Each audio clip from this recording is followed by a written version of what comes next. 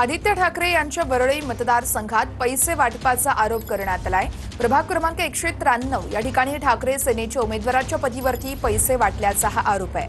माजी शाखा प्रमुखाकडून video viral करण्यात आलेला आहे। आदित्य ठाकरे यांचा हा वरळी मतदारसंघ आणि याच ठिकाणी पैसे वाटल्याचा आरोप करण्यात आलेला आहे।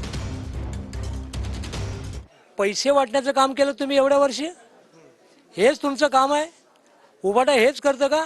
आणि आमच्या शिंदे गटाला 50 खोके आणि एकदम ओके आमच्यावर आरोप करता। आज तुम्हाला पकडले गेलेले आहे। 50 खोके नाही, जे पैसे वाटताना तुम्हाला पकडले ना, तिच्या मिस्टरांना, ही शर्मेची गोष्ट आहे।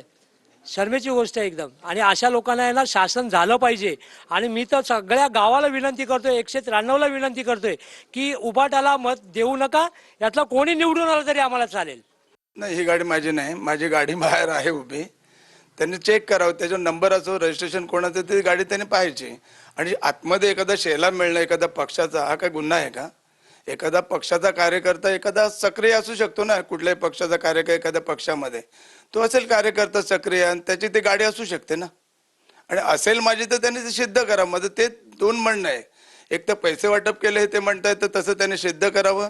दुसरं ती माझी गाडी आहे म्हणतात, तर त्यांनी सिद्ध करावं। गटाचे उपविभाग प्रमुख आहेत हरीश वळीकर, हे तिथे पैसे वाटताना आम्हाला कळलं, तर आम्ही गेलो। तिकडे माणसं पळापळ झाली, ते हरीश वळीकर पण पळून गेले।